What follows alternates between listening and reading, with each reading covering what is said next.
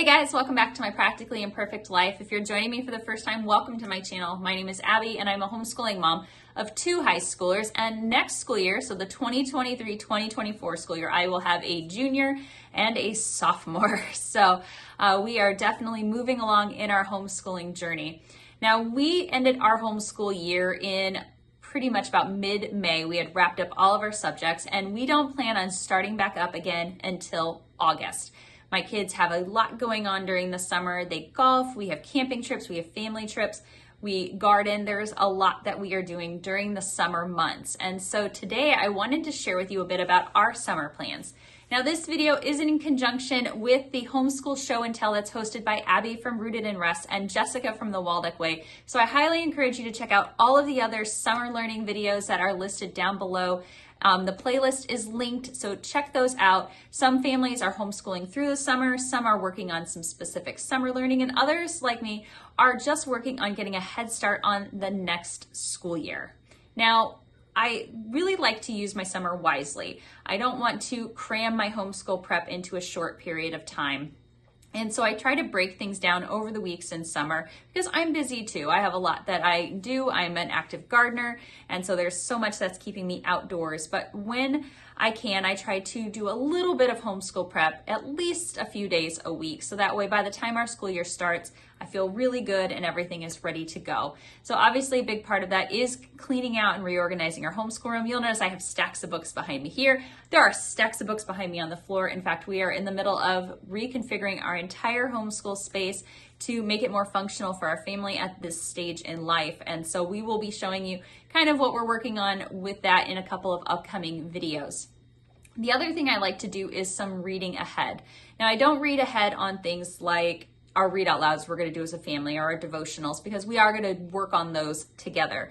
But my kids do several literature-based curriculums and they do quite a few novel studies during the course of the school year.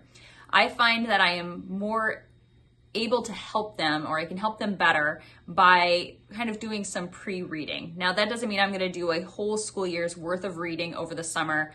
That would be insane. I'm a fast reader. I am not that fast of a reader, but I can get a head start on things. So what I typically will like to do is once I have my lesson planning done, I like to try to aim to get the first 6 weeks or so of school reading done at least over the summer.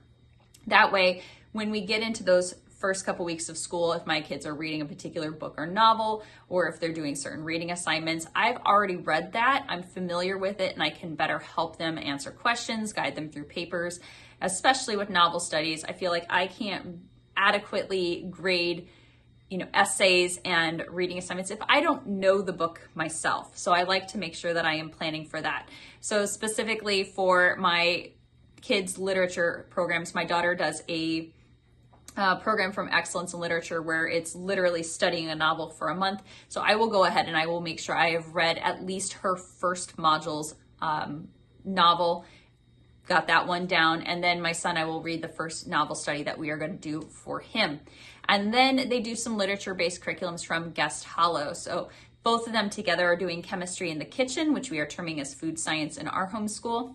My son is doing Whirlwind World History, and my daughter is doing their Government Econ Personal Finance course. So there are reading assignments for those different ones. And what I will do is typically look at what the whole reading assignment is for the first 6 weeks for each of those. So if it's maybe 2 pages a day over a couple of weeks, I will go ahead and I'll sit down and I'll do a block of time where I'm going to go ahead and read the whole 6 weeks worth of reading assignments from that particular book.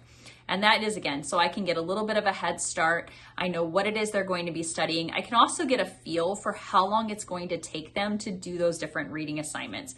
If it's something and I can breeze through several weeks worth of reading in a matter of minutes, well, that tells me that that is not something that's going to take a big bulk of time for them. But if it's something that is maybe a longer read or a chapter book and things like that, then I might need to look at assigning those reading portions a little bit differently when I'm doing my lesson planning. Lesson planning takes up the bulk of my summertime because I like to start the school year having my courses at least initially all planned out. Now that doesn't mean I know exactly what we're going to do on exactly which day, on exactly which week. It means that I have a rough idea of how each of my curriculums are laid out. How many days worth of work does that curriculum provide?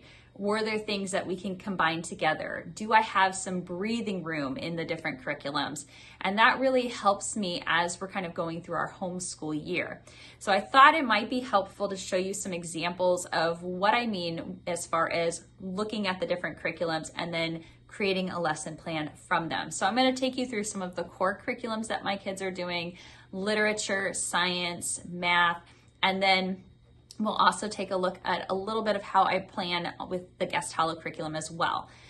Really wanted to share this with you because I've had some people comment on my curriculum choice videos wondering how it is that we are going to fit so many different subjects and different types of curriculums into our homeschool day. And I think once you see how we kind of break it down, you'll see that it really is not that bad at all. Now, before I move the camera around, I do want to say that I utilize an Excel document that I found for free years ago.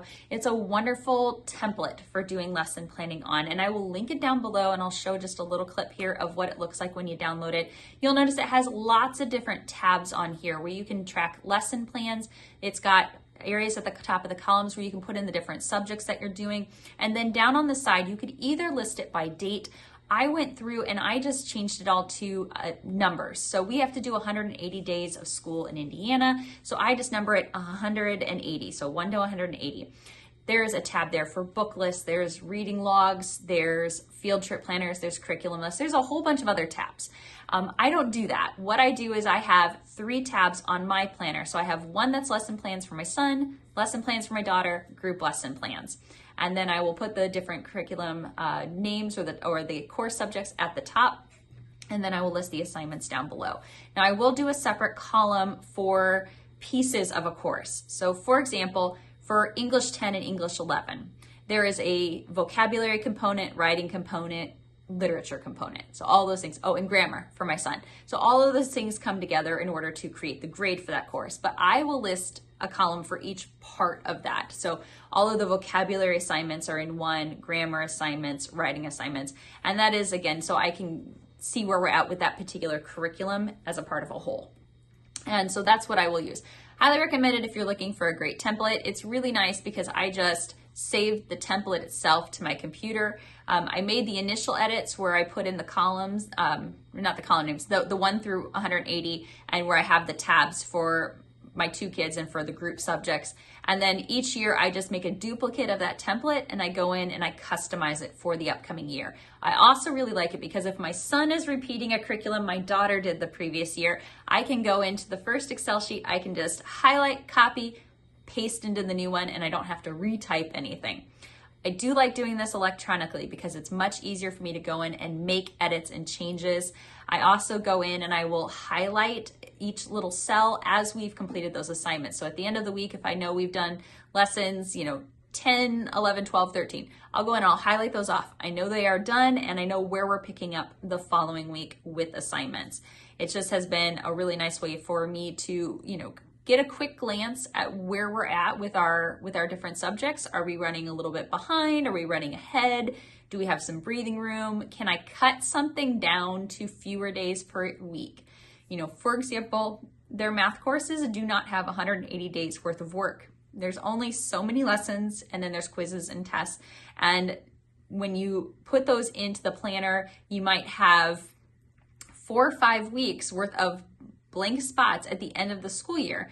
Well, that tells me that I could easily have them only do math 4 days a week and they'd still get done ahead of schedule. So again, the Excel document, it's free. You can go to it and download it. You can customize it. It's just been a really nice way for me to customize and keep track of everything with regards to lesson planning.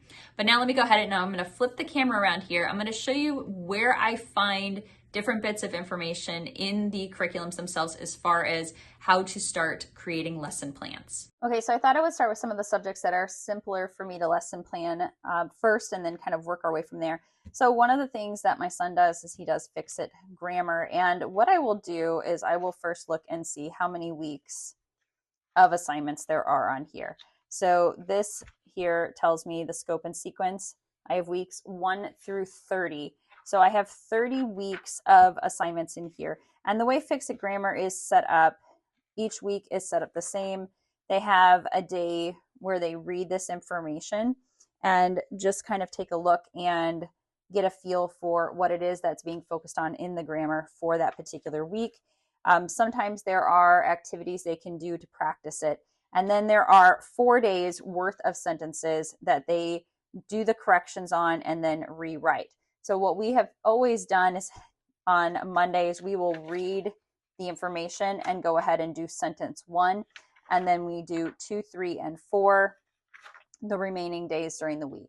So we only do grammar 4 days a week. And so that's how I will enter it in, is I will just put on my lesson planner, week 1, day 1, week 2, day 2, week 3, day 3. Now, next year for writing, my son will be continuing on doing the theme-based writing programs from IEW. Now, my daughter doesn't have a separate writing curriculum because her Excellence in Literature course has a ton of writing. But what I will do for my son is similar to what I did with the Fix It Grammar. Is the first thing I'm going to do is I'm going to look inside here for the scope and sequence to get an idea of how it is laid out. So the scope and sequence tells me that we have up to 31 different weekly assignments. Now we do a 36-week school year, so obviously we're going to get done a little bit early with writing, and that's okay.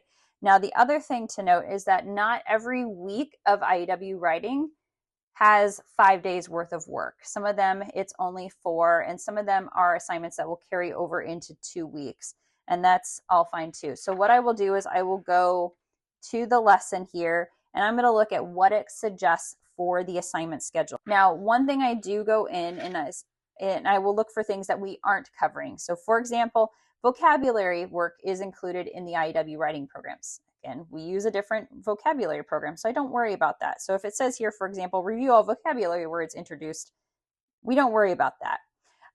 What I will look for is things like, what do they need to write? So on the lesson plan, for example, it might say read these pages in the IEW book and read this reading assignment, whether it's something that's printed in here or this is a Bible-based one, so he'll have some scriptures that he needs to read.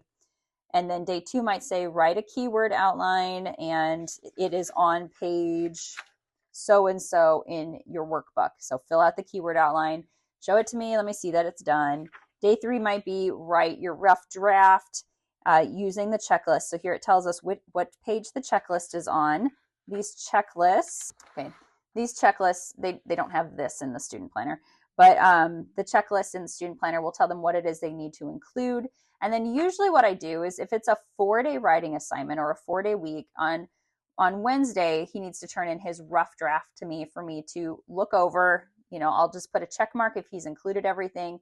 If he's missing something, I'm just going to say, hey, you're missing this. You need to add it in, hand it back, and then he will correct it, type it up, and turn it in the following day as like the final day. So usually either day 4 or day 5 of our week is just him getting his edited paper back, making corrections, and then printing off a fresh copy to turn in along with his rough draft and his checklist. Okay, with our sciences, so my son is doing chemistry next year, and I wanted to show you where you can find lesson planning information, both in the textbook and in the student workbook. Now, we always purchase the student workbooks when they're available. I like them because they have, space in there for them to take notes. It's got sections where they can put in the lab information. There's some great color pictures.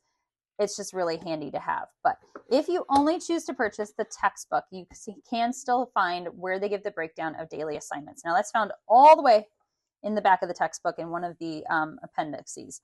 So here is the daily assignments. So it will tell you for week 1, and it's got it broken down into 5 days. So, on day 1, read the introduction, check out course website. Day 2, read pages 1 through 5, solve the comprehension check problems 1 and 2.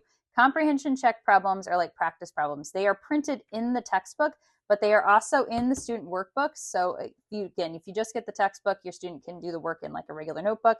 But it will even tell you like when to do things in the review, when it recommends that you do different experiments. So here, like on week 4, on the first day, we're supposed to be doing experiment 2.3 on that particular day. So I will literally use this to create my lesson plans. I just take what it says and I plug it right on into my lesson planner, my electronic version of one. And This particular course does go for 36 weeks, so it will take you all the way through the school year. So that's where you find it in the textbook. If you're looking for it in the student book, it does have it printed near the front, but that's where I will get it for this. So next year, my oldest is doing Exploring Creation with Physics. And this one doesn't come with a student workbook, and it does not come with a syllabus either. I did some searching online, and there are some places where you can purchase printed out daily assignments for this course.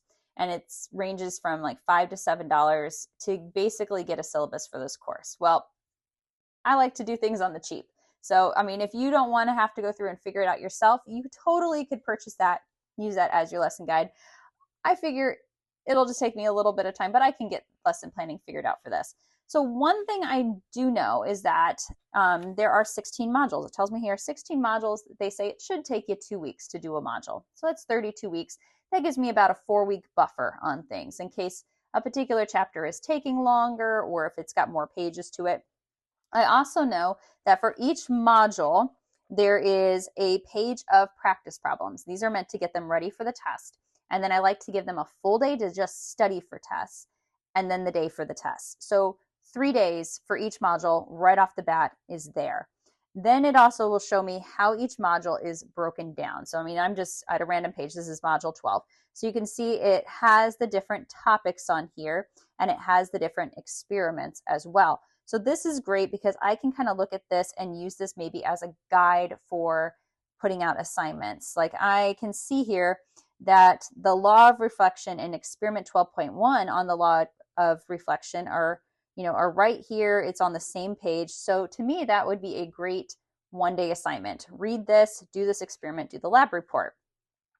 And then we have one page that covers mirrors, flat mirrors, one that covers spherical mirrors, and ray tracing in mirrors. And that is about 4 pages of reading. So maybe I'm going to group some of those things together and make that a daily assignment. So typically what I do like to do is if I see an experiment relates to a particular reading assignment, I like to assign those on the same day. I want them to read about the concept and I want them to do the experiment that highlights that concept on the same day.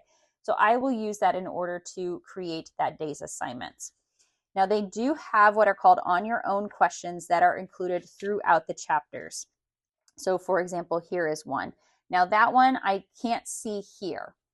But what I will do is once I figured out how I'm going to break down the reading assignments and the experiments, I'll kind of go in and I'll say, okay, I can see that on your own 1.7 is included in this reading assignment. So on that day, they need to do that. Now I could also simplify it for myself and, and say, read pages, just example, read pages 1 through 4 and do all on your own questions listed on those pages. That might be what her planner says.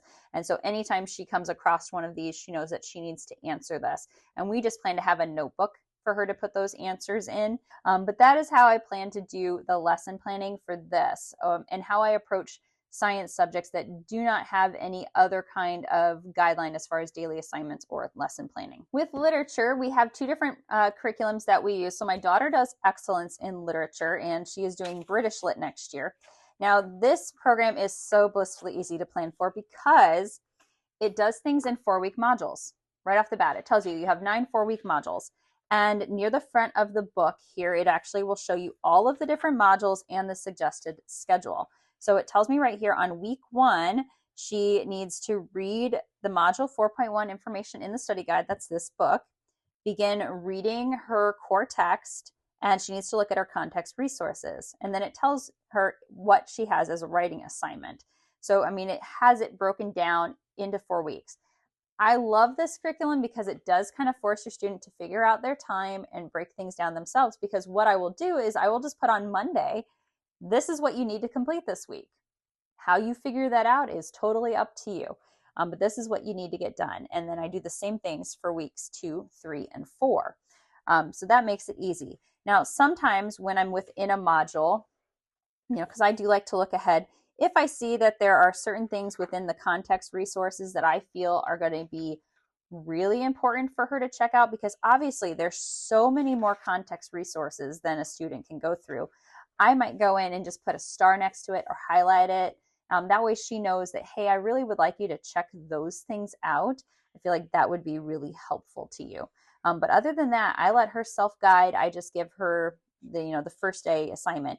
Now, within the module itself, it's going to give her a little more detail than what that particular chart said. So for example, week 1, it does give her some details on what it would like her to check out. Week 2, it gives her things to kind of focus on as she's doing the reading, things that she might want to be asking herself, things she might be wanting to take notes on. It'll give her details about the writing assignments. So how long it should be, what it is she should pre-read for that, what things she should include. I mean, it gives some really good information for the student as far as what they need to be doing for that assignment. So this really is a great course for students who are working independently. Now, my son on the flip side is doing BJU literature. That's what we have done for him for ages. And the syllabus for this can be found within the teacher editions. So it comes with 2 teacher editions. There's book A, book B. It's just where it picks up in the textbook. But at the front of book A, we have a lesson plan overview. So BJU does lesson planning assuming 180 days. If you watched my curriculum choice video, you know that we like to work in at least 3 novel studies. And it's very easy for me to modify this to make that happen. First of all, BJU literature does include occasional writing assignments. So for example, here on day 19, there's writing lesson 1. So we aren't even going to do it. We're just going to ignore it. Not going to tackle that. And then we'll have things in here about vocabulary. We don't do that because we do a separate vocabulary program. So that cuts some things out there. But they tend to spread things out like a lot is what I have found. For example, here, days 2 and 3, looking at imaginative comparison, reading pages 3 through 5, starting a worksheet. We do not need 2 days to read 3 pages and do 1 worksheet. That is a 1-day assignment right there. That is all we need for that. Days 5 and 6, it's reading 5 pages, doing a quick reading quiz. Now their quizzes are just 5 questions to make sure they've done the reading and 1 worksheet. And then we don't do the standardized test practice. So that's 1 day. We only need 1 day to do that. Days 8 and 9, 2 days to read 3 pages, do a comprehension quiz, do a worksheet. That's a 1 day. And then also you'll see here, thinking zone, they have it as a whole separate day. So a lot of times we will work that in to the day because they have questions that relate to the readings that we're doing. So right off the bat there, I have cut 1, 2, 3 days off. Here they have 3 days to do a longer reading assignment, 10 pages, and then some worksheets. We'll just do that in 2. We'll do 5 pages 1 day with 1 worksheet, 5 pages another day with another worksheet. So as I put this into the lesson planner, I can start cutting out days almost immediately. Very quickly, it starts to add up to where I have more than enough days to give us a full month, a full 4 weeks to work on each of our different novel studies. So when someone asks how it is I fit a novel study in with this, when you look at how they have their days broken down, you will see it just very quickly adds up. We will keep in like 1 day to do review and test study and then the test itself. But I mean, you can see they do that a lot where they combine things together into multiple days like this. I don't understand this. 2 days to read 2 pages and do a quiz and an assignment. We don't need 2 days for that. The last, I did want to talk about the guest holo curriculums we do because these are the ones that probably do take a little more thought for me as far as lesson plannings. And these are the ones that I don't lesson plan the whole year in a row. So typically I will go through these in about 6-week blocks. I will look at them and I will figure out what it is that roughly that I want the kids to do. And that's just because there's a lot of different options for these. And I adjust things based on how fast we're working through things, what things we want to dive into longer, what things we are finding the most interesting. The guest holo courses that we do, my son's doing Whirlwind World History, my daughter's doing Government Econ Personal Finance, and they're both doing Chemistry in the Kitchen. Now, these courses have a large literature-based component. There's a huge stack of books. I've done a book haul and shown those that you read. And most of the books, you don't read all at once or over the course of the week. You read a few pages here and there throughout the course of the whole year. But there are hands-on activities, arts and crafts, recipes, videos to watch, documentaries, suggested websites you can check out. There's so much to choose from. And I mean, you could easily do, you could choose to do like everything and really have that course cover, your reading credit, your writing, your history. I mean, like you could make it cover multiple courses if you wanted to. So, I mean, that is an option. Now, we don't do everything that's listed, and when we look at these individually, you'll see why. So, what I did here, just to give you an idea on how I get started choosing what it is we're going to do, I've printed off 1 week's schedule for each of the 3 courses. So this is what it looks like, for me as the teacher for the different courses. So let's just start with one. We'll start with chemistry in the kitchen. This is the week 2 schedule. So there are things like we have a core book here, Culinary Reactions, and it has reading assignments on 4 of the 5 days of the week. Now, one thing I will look at is if I see a longer reading assignment. So for example, we're reading about 8 or 9 pages here, and same thing here, is I might break those down and go ahead and put an assignment over 2 days just to give the kids a little more time to read it. And then there are activities. So here it says choose 1 or more recipes to make. So you'll see that there's a couple different options here. And we won't do every recipe most likely. Some weeks we might do more than one. Now, these are things that we don't do as a part of our homeschool day, like during the core part of our day. These would be things that we would work on kind of in the evening, maybe make it while we're doing family stuff. I mean, if it's something like here, Eggs Benedict is listed on there. Well, we could make that for breakfast one day. Homemade marshmallows, we could do that any evening. I'll just look at my week's schedule and say, okay, I know we're going to do this on some day during the week. I just don't know which day we're going to do it on. But I'll make sure I have the things for it. And then here's Dr. Joe and What You Didn't Know. There's just questions they have to read and read the answers to. So shorter reading assignments. And then you'll see there's just different books and videos. So these periodic table of videos, these are short videos on the different elements that they are studying. So I will typically assign those, because it's a short video that they can check out. But you'll see most of the reading assignments are very short, okay? The book elements, it's just 2 pages each day.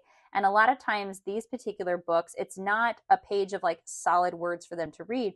There's pictures and things with captions and stuff like that they'll check out. So in reality, it's only going to take them a few minutes at most to do that reading assignment. When we have something where there's multiple chapters, this is where I like to do some pre-reading. So I will pull this book out this summer and I'm going to see just how long is doing a chapter 11, chapter 12 assignment. Is that something that taking me just a few minutes to do? Is it something that's taking me, longer periods of time to do? Do I need to space this out differently? Or is it something that I absolutely want to make sure that we include or not? So I will look through these books at the length of the assignment, how much reading is it actually, and determine like which books do I want to do and which ones am I okay with them skipping or that I need to spread out. And then there's a huge list of videos to do. One thing I will do is look for videos that look like they're kind of repeats on the same subject. So if there's something that is a duplicate, I will cross it off. Like here, there's a video on how to make homemade marshmallows. Well, we're going to do that. I've made homemade marshmallows. We don't need to watch a video on it.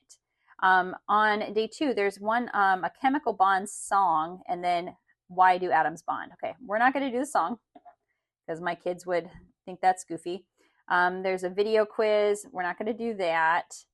Things like that. So usually if there's like a song or a musical thing, my kids are just not into that. So we just cut that out. And then if I see, how to make Eggs Benedict. So right there, I've taken off a couple of the optional videos, and I will go in and I like to preview the videos, make sure that I'm okay with them watching them. So I'll flip on and I'll see how long they are. I can also pull them up on YouTube and see, is it a video that's 2 minutes? Is it a video that's 5 minutes? So as I look it up, I will make a note on here how long the video is. So like, let's say I looked at this one and it was 5 minutes. I'm just going to make a note here that it's a 5-minute video. And once I have that marked, I can again kind of shift videos around. So if we have a long video and several short videos on the same day, I might move maybe the long video to a different day. So that way they're not spending a ton of time watching videos on one day. And again, I'll cut out videos that seem to be covering the same thing. Or if I feel like it's well covered in the reading, maybe we won't do the video, or we'll do the video, but not the reading. So that's what I will do for that. But I will look at that and do that for about the first 6 weeks. And then when we get into the school year, I will look ahead to weeks 7 through 12, for example. I will take the next 6 weeks and I will start going through those. So for government, econ, and personal finance, similar process here. So we have an online textbook from Guest Hollow. My daughter will always do the readings from that. But again, you'll see that it's only listed on 2 days. So I'll look and see roughly how long that is, because maybe I want to tell her, like, hey, over Monday and Tuesday, read those assignments. Maybe over Wednesday and Thursday, read that assignment. And you'll see even here, like lessons for the young economists, they have that built into Tuesday and Thursday. So maybe I do want to leave it like that. She's going to read about government on Monday, econ Tuesday, government Wednesday, econ Friday or Thursday, and then no assignments from there on Friday. And then activities and printables, again, so many different things for them to check out. We aren't planning to do the board game. We are planning to do some of the iCivics assignments, and we probably won't do all of the ones listed each week. What I will most likely do is choose one from that week that I would like her to do. So for example, if I want her to do the John Locke one, I'll do that, and then I will cross off the other two because I know that we're not going to tackle those.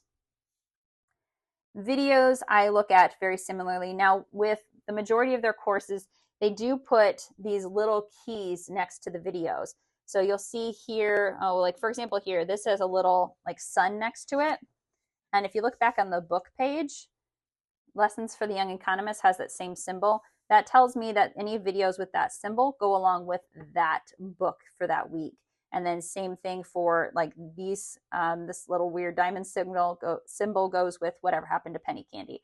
So they correlate with one another. So again, if I feel like the reading covered something really well, we might not have to do all of these different assignments. Like we don't really need to watch a barter one plus a money plus barter one. We could choose one or the other, and I will just pull the two videos up. Again, look at the length, maybe look at what it's covered, and I'll decide which one or the other I would like them to do. Reference books, I don't always assign every reference book because they can be really great, but sometimes it's just some bonus information. So again, I'll kind of look at it as, do I feel like it's an enhancement to what they're already doing? Is it adding more information than what they're already doing? I can tell you for sure, she will always read the People's Guide to the United States Constitution because I want her to read that book in full. And it's got it broken down into small reading assignments each day. So none of these assignments are crazy long. It's just a few pages here and there from different things and a few videos. And again, I will look for days that are lighter to assign things like the iCivics activities. If she doesn't have reading assignments from 2 core texts on Friday, that's a perfect day for us to say, okay, we're going to do this activity on that day. All right, so that's a little bit about my plans as a homeschool mom this summer, getting the homeschool room ready, getting some reading done ahead of times, and of course, getting a jump start on lesson planning. If there's any particular subject you'd like to see in more detail, please drop a comment down below and let me know. I do plan to do some filming over the summer showing as I'm putting things together, and I'd be happy to share a little more detail on the lesson plans that I have put together for my kids. Particularly, I know that the literature-based courses from Guest Hollow can seem very overwhelming to plan at first, but I promise if you break it down into manageable chunks and you start going through and really choosing the things you want your student to do, it becomes it starts to move along much faster. You can start to get those lesson plans done quicker, and it just makes for a much smoother school year. I also will have that link down below for you if you'd like to get that Excel document that I use for keeping all of my lesson plans together. So don't get this confused with the Word document that I have mentioned before. That is the actual planner template that I print out for my students. That is a separate template that I type in their assignments on each week and then I print out for them.